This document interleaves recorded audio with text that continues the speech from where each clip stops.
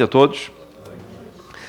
Gente, essa questão da parábola sempre foi muito complicada para mim, especialmente quando eu frequentava a igreja católica, porque eu achava uma leitura muito difícil, pesada, confusa.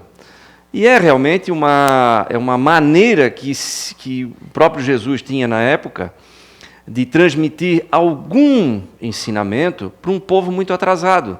Ele praticamente tinha que desenhar, né, para que as pessoas pudessem compreender alguma coisa. Então, a maneira que ele se utilizava era através de parábolas.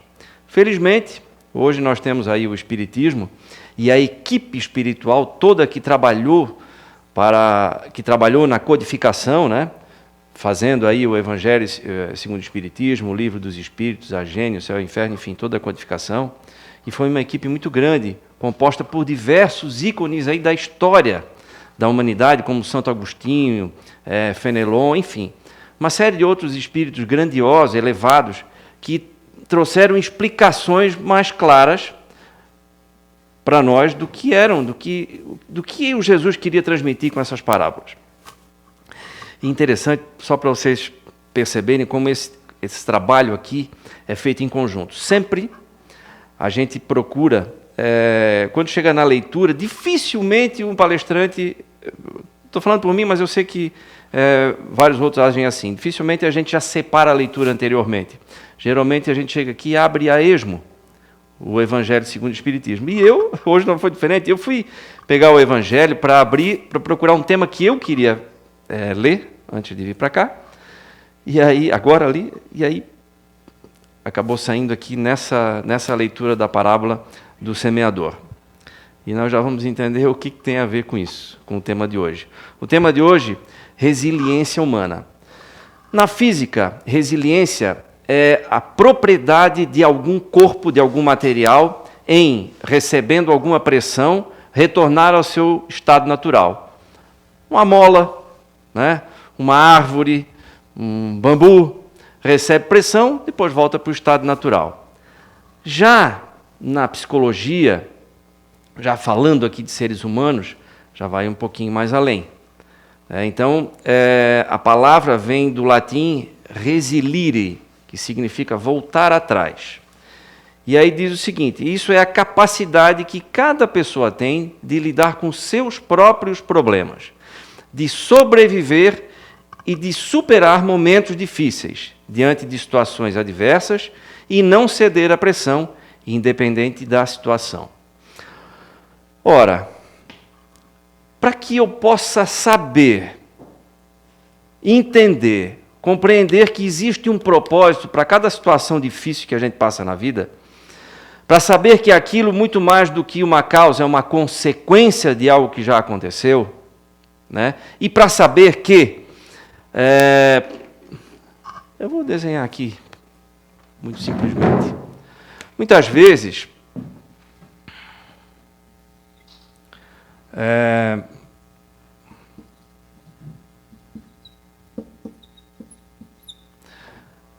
eu faço algumas coisas ruins na minha vida, eu cometo alguns erros. Isso pode ser em vidas passadas, pode ser nessas mesmo. E isso traz consequências que eu preciso reparar. Muitas vezes, vamos supor, eu fiz aqui, cometi alguns atos ruins. E às vezes a gente se põe a pedir perdão a Deus pelas coisas que cometeu, pelos erros que cometeu lá atrás, muitas vezes por estar sentindo culpa. E a culpa nada mais é do que um indicativo, um termômetro, algo que mostra para a gente que o erro existiu. Então a culpa vem e a gente, e aquilo fica ali martelando. Porém, a culpa por si só não serve para nada. Ela, pelo contrário, ela nos paralisa, ela pesa. A culpa tem que vir seguida de um arrependimento, certo? Aí já é um segundo passo, no sentido de eu utilizar daquela ferramenta chamada culpa, que me detectou o erro, agora eu estou arrependido. Se eu estou arrependido, significa que eu não vou repetir novamente. Mas só isso basta? Não. Aí vem o terceiro e último passo, que é o de reparar o mal feito, certo? Então, para todo ato ruim que eu tenha feito, eu preciso fazer algum ato bom. Com isso, fiz exatamente as mesmas coisas? Não, mas eu zerei a conta? Zerei. Na contabilidade divina, eu zerei a conta. Isso é perdão divino. Então, para muitas pessoas, aquela história de pedir perdão simplesmente, mas isso não tem lógica. Realmente, para mim também não tem. Isso tem lógica. Se eu reparei, aí sim eu consegui o perdão divino. Não é simplesmente eu cometo os erros mais sérios que posso cometer na vida, simplesmente me ponho de joelho, começo a pedir perdão e vai acender uma luz branca em cima da minha cabeça e estás perdoado, meu filho. Pode sacanear todo mundo de novo. Não é assim. Não tem lógica. Então, e é isso que o Espiritismo vem explicar para a gente. Ou seja, ele vem trazer informação. A informação é libertadora. Por quê? Porque a partir do momento que eu sei disso, a culpa não vai mais ser um peso morto para mim. Não vai mais ser um peso paralisante. Vai me incapacitar para a vida. Não. Agora eu entendo que eu preciso reparar. Então esquece o que passou. Todo mundo errou. E agora uma informaçãozinha aqui. De primeira mão, né? Todo mundo vai errar muito ainda. Todo mundo vai errar muito ainda, porque nós ainda estamos numa, não vou dizer numa infância, mas numa adolescência espiritual. Nós estamos numa fase de crescimento, de desenvolvimento, mas tem muito ainda para alcançar, né? E são essas provas, essas situações difíceis que nos exigem resiliência, são exatamente essas situações que trazem consigo o aprendizado. A gente fala muito aqui sobre mais será cobrado aquele que mais é dado, né? É uma frase que se usa muito, certo? Mas, para mim, talvez ajude também a vocês a compreender melhor, eu inverto essa frase. Mais é dado aquele que mais é cobrado. Ou seja, à medida em que eu sou mais exigido, mais forte, mais preparado eu fico. Como resultado fica o fortalecimento e não o contrário. E aí tem uma passagem no Evangelho segundo o Espiritismo que diz o seguinte, olha só. Por isso que é importante, assim, vez ou outra a gente lê algum trecho, né? Aqui, em casa tem que ler bastante, viu, gente? Aqui no capítulo 14, diz o seguinte, Deus não faz a prova acima das forças daquele que a pede. Não permite senão aquelas que podem ser cumpridas. Se não se triunfa, não é, pois, a possibilidade que falta, a possibilidade de triunfar, mas a vontade. Porque quantos há que, em lugar de resistir aos maus arrastamentos, neles se comprazem. A estes estão reservados os prantos e os gemidos em suas existências posteriores. Mas admirai a bondade de Deus, que nunca fecha a porta ao arrependimento. Viu? Nosso segundo passo ali. Chega um dia em que o culpado está cansado de sofrer, em que seu orgulho está, enfim, domado, e é então que Deus abre seus braços paternais ao filho pródigo que se lhe lança aos seus pés. As fortes provas, entendei-me bem, são quase sempre o indício de um fim de sofrimento e de um aperfeiçoamento do espírito, quando são aceitas por amor a Deus. É um momento supremo e nele, sobretudo, importa não falir murmurando, se não se quer perder-lhe o fruto e ter que recomeçar. Em lugar de vos lamentardes, agradecei a Deus que vos oferece a ocasião de vencer para vos dar o prêmio da vitória. Então, quando saídos do turbilhão do mundo terrestre e entrardes no mundo dos espíritos, nele sereis aclamados como soldado que sai vitorioso do meio do combate. Olha que interessante. Quando a gente passa não só a ouvir e ler isso, mas a compreender e a internalizar isso, não fica mais fácil suportar?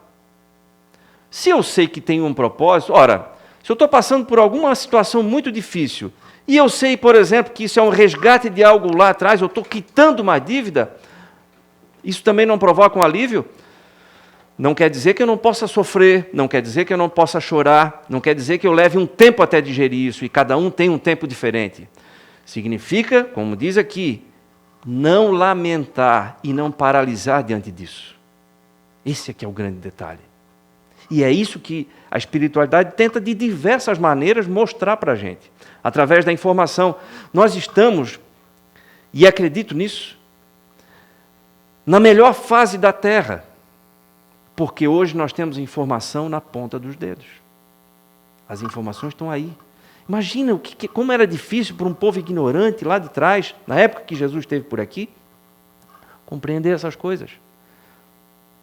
Era muito mais fácil eu me entregar às lamentações ou à revolta, né, com as coisas que me aconteciam na vida, porque eu não tinha informação. Eu não tinha nem capacidade de discernimento.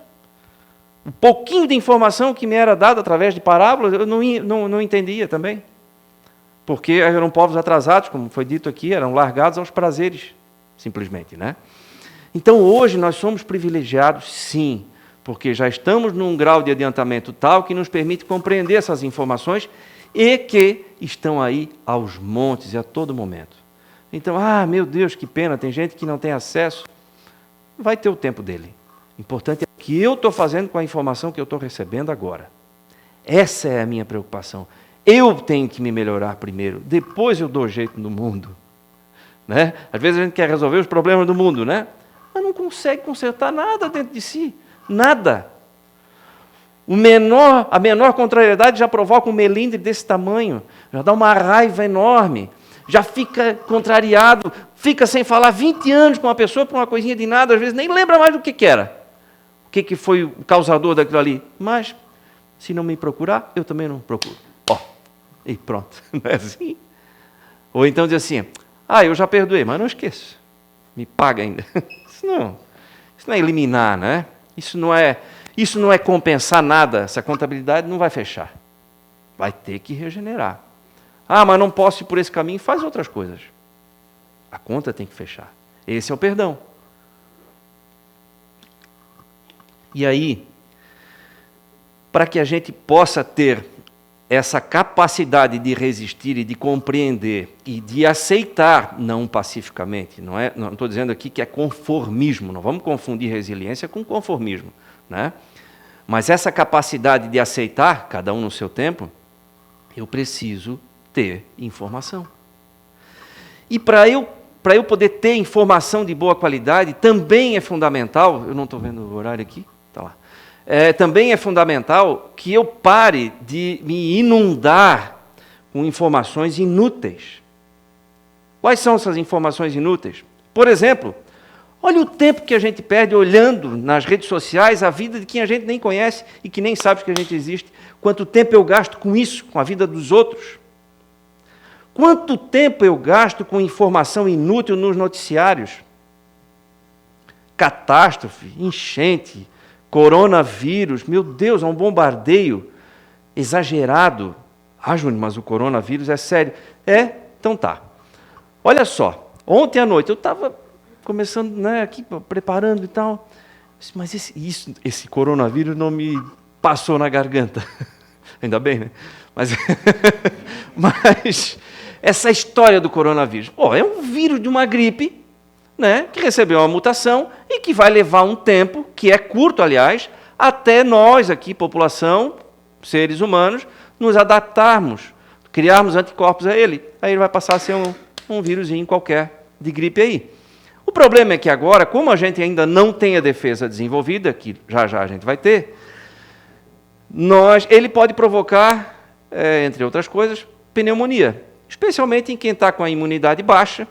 Diga-se de passagem, imunidade baixa pode ser por má alimentação, por maus hábitos, por problemas emocionais, por excesso de reclamação, excesso de tristeza. Isso tudo faz com que a nossa imunidade despenque. Pessoas que têm, por exemplo, o pulmão fraco por fumar demais, vão sofrer caso tenham uma pneumonia, e não é em todos os casos que acabam desenvolvendo. E, para alguns casos de pneumonia, alguns vão morrer, aqueles que estão mais fracos. Aí eu fui ver, pera um pouquinho. Vou esquecer o corona e vou ver o que acontece com pneumonia no mundo.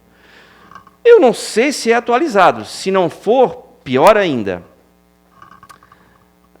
Todo ano, 450 milhões de pessoas acabam tendo pneumonia. Dessas 450 milhões de pessoas por ano, 4 milhões morrem por pneumonia. Sabe quantas pessoas já foram infectadas pelo coronavírus até agora? 20 mil. Quantas morreram? 400. Está afiada com a notícia, hein? Está vendo? 400. Olha que diferença absurda. E por que não se fala das outras pneumonias? Porque isso aqui vem de notícia. E aí eu fico me inundando com esse tipo de notícia que não é nem inútil. Ela só serve para me deixar para baixo, deixar com medo, deixar desesperado, me travar. Eu estou indo agora, eu tenho uma viagem internacional para fazer. Não vou fazer, porque sabe lá, né? Gente, te preocupa em manter o teu organismo bem, saudável, com alegria, com disposição para a vida, cuidando, se exercitando, alimentação boa, e vai para a vida. Vou paralisar. Se a gente for paralisar com cada notícia ruim que a gente lê no jornal ou vê na televisão, ninguém mais sai de casa. Ninguém mais ajuda ninguém. Porque se for prestar atenção ali, todo mundo é bandido, ninguém mais presta, o mundo está piorando. E é uma mentira. Nós estamos evoluindo, isso é prova. Isso é lei do progresso. Nós estamos melhores hoje do que fomos há um tempo atrás. E amanhã nós vamos estar melhor do que hoje. Isso é fato. Mas, como a gente tem o hábito de mergulhar nessas notícias ruins, a gente acaba acreditando naquilo ali. A imprensa vive de vender notícia ruim. Né? Como é que vai sobreviver? Então é isso aí. Então é importante para que eu abra espaço para as informações úteis, informações essas que vão aumentar a minha capacidade de resistir aos problemas, às dificuldades que eu vou ter, sempre, ou pelo menos por um bom tempo ainda. É isso. Então eu preciso, elimina isso. O tempo que eu gasto e o desânimo ou o desespero que aquilo causa só vão me atrapalhar. Então é importante eu fazer esse regime. Outro regime importante que eu tinha visto era um estudioso, era uma espécie de um líder espiritual, disse assim, quer ter mais poder para ti, quer guardar mais energia, procura falar a mesma coisa usando a metade das palavras que você usa normalmente. Desperdício. A gente bota o cérebro para funcionar desperdiçando energia, falando demais, pensando demais, porque, pensar, não precisa pensar, então precisa pensar, mas não é para pensar em coisas inúteis e 300 coisas ao mesmo tempo. Adianta eu ficar pensando no coronavírus? Adianta eu ficar pensando em criticar um governo? Adianta eu ficar pensando porque a bolsa caiu por causa do coronavírus? O que vai ser agora? Gente, isso vai passar e logo. Isso passa mais rápido que a febre do próprio coronavírus. Tá? Então tudo isso aí é medo inútil. Só serve para atrapalhar a gente. Então tem que fazer esse regime. O que a gente quer? A gente quer ser mais forte? Ou a gente quer ir na onda aí? Andar assim, ao sabor dos ventos? Né? A gente sabe onde quer chegar? Ou quer ir na Maria vai com as outras aí? Né? Nós precisamos saber o que a gente quer. Quando a gente sabe o que quer, quando a gente passa a descobrir um propósito daquilo que a gente está fazendo, ou por aquilo que a gente está passando, a gente fica mais forte. Por isso que eu digo, mais é dado aquele que mais é cobrado. Quando a gente é cobrado numa situação difícil, ao final disso tudo, quando a gente passou por aquilo, a gente vê, eu já não voltei ao mesmo estado de antes, eu fiquei melhor. Não é assim? Nosso corpo funciona assim. Submeta o corpo aí a exercícios físicos, quando vai faltar oxigênio, bota para faltar ar aí todo dia. O que vai acontecer? Ele volta como era antes? Não, ele aumenta a sua capacidade. Cardiorrespiratória, então, aumenta o seu preparo. Musculatura, a mesma coisa. O cérebro, a mesma coisa. Por que o espírito ia ser diferente? A natureza. Na medida em que a gente vai sendo testado, provado, a gente vai ficando mais forte. Por isso que eu inverteria, tá? Uma sugestão para a espiritualidade aí, tá? Vamos inverter essa frase aí. Mais será dado aquele que mais é cobrado. Então a cobrança vem primeiro, o resultado vem depois. Né? Fica mais fácil para a gente compreender, pelo menos para mim fica. Né? Espero que ajude. O nosso cérebro, né, agora falando da questão física, ele é muito plástico. Se fala sempre, né, a neurociência fala da plasticidade do cérebro. O que é? É a capacidade de adaptação. Ele aprende novos caminhos, né, neurais a partir de novas experiências. Então, é importante que eu faça novos exercícios, que eu tenha novas experiências, que eu aprenda sobre novas coisas, que eu passe por experiências desafiadoras, para que eu também desenvolva cada vez mais capacidade. Isso pode evitar, por exemplo, problemas mentais aí no futuro, demência, Alzheimer e tudo mais, né? Isso não testa só o espírito, testa o corpo. Já está comprovado pela ciência, a espiritualidade fala da importância da alegria na nossa vida. Não reclamar.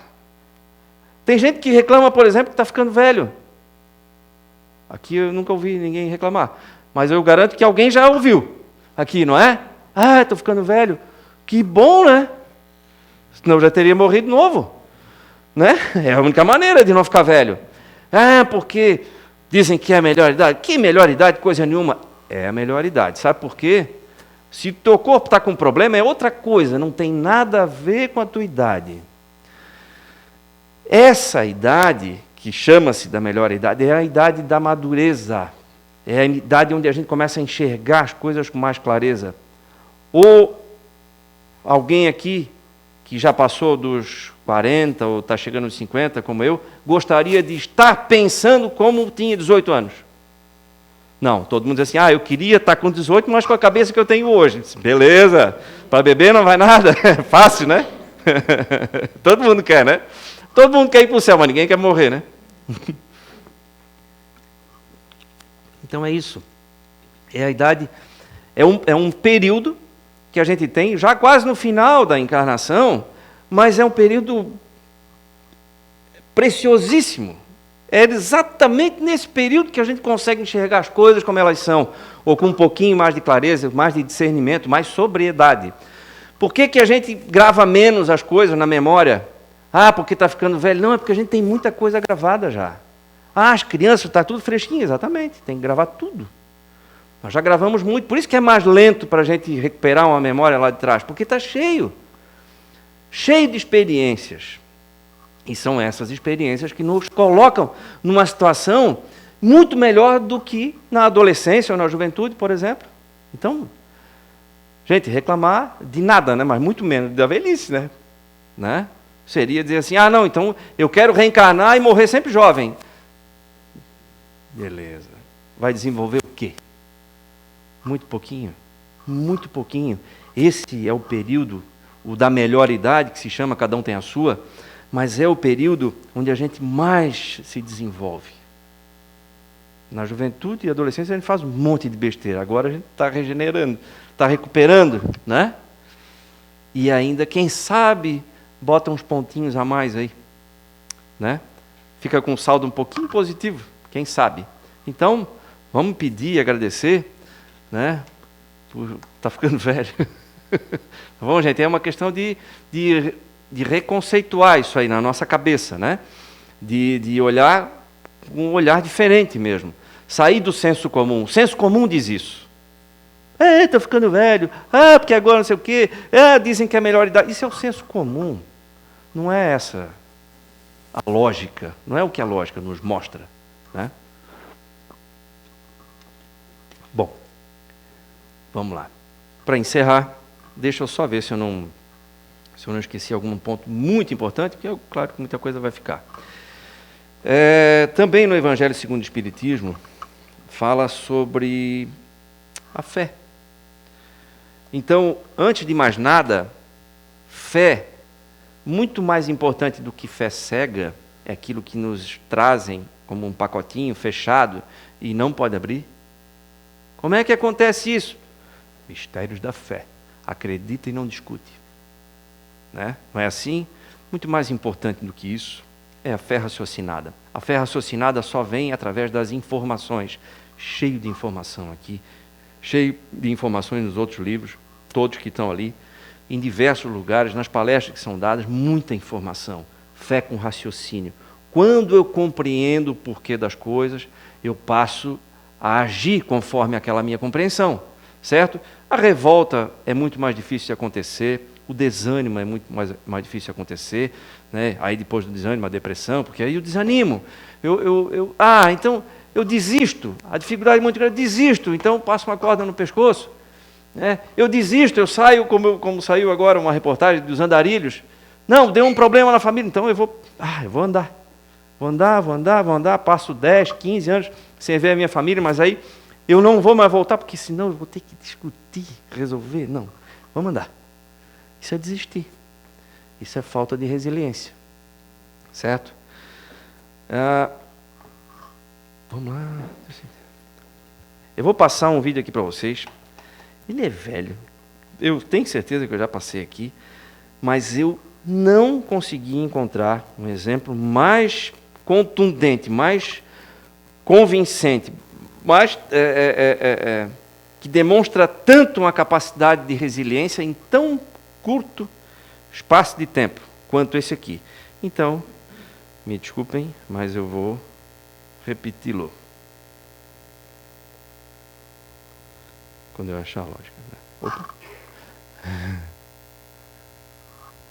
Olha só essa história.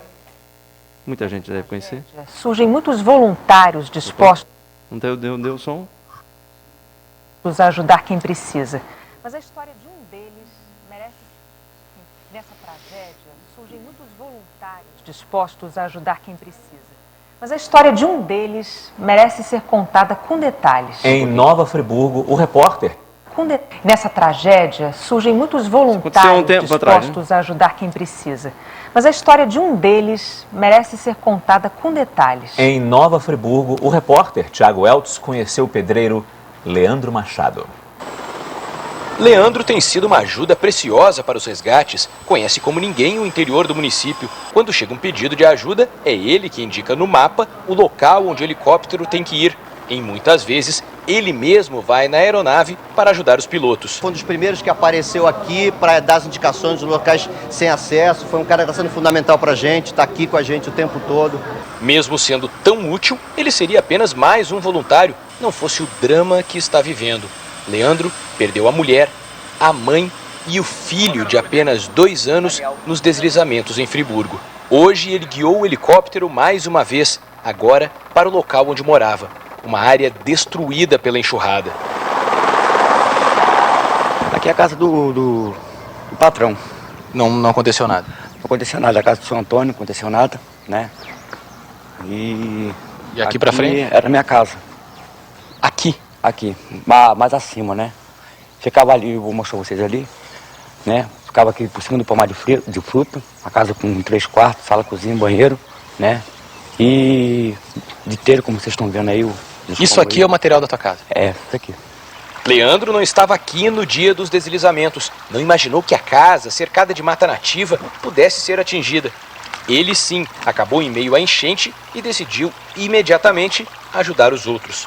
Quando eu cheguei ali na rodoviária de Duas Pedras, cheguei com água aqui. Aí passou o bote do bombeiro, né? Pra me tirar dali. Aí eu perguntei, ele falou assim, eu vou te levar para um lugar seguro. Eu falei, não, eu quero ser voluntário. Eu quero ser voluntário, quero ajudar. E foi trabalhando como voluntário em uma área próxima à casa dele que veio a notícia. Eu falei, Lilinho, como é que tá lá? Ele falou assim, não tem notícia boa pra te dar, não. Eu falei, o que foi? Ele falou assim, a Michele morreu. Aí começou a falar, a Michele, o Arlindo, o Daniel, a avó lá na Dona Diva, lá morreu todo mundo. Aí eu entrei em pânico. Mesmo atordoado, tomou a decisão que impressionou até os bombeiros. Sem ter como ajudar a própria família, ele decidiu continuar ajudando os outros. A minha tá lá em cima, Deus, né, vai colocar eles em bom lugar. E vejo que tem várias pessoas, né, que eu acho que se eu chegasse a tempo aqui, eu poderia tirar isso até mesmo com vida. Só hoje ele conseguiu resgatar e enterrar os corpos da mulher e do filho. E foi hoje também, vasculhando o que sobrou da casa, que o homem, que tem ajudado tanto a aliviar a dor dos outros, chorou pela primeira vez. Leandro não tem onde morar, está vivendo com a ajuda dos bombeiros. Mas quando pergunto o que ele precisa, o que pensa para os próximos dias, o pedreiro, de corpo franzino, de fala simples, mostra toda a grandiosidade capaz de, em desgraças como essas, reerguer homens e até cidades. Vamos ser humilde, amigo um dos outros, entendeu? Solidário, entendeu? Aqui a população de Friburgo, a região de Nova Friburgo está precisando nesse momento.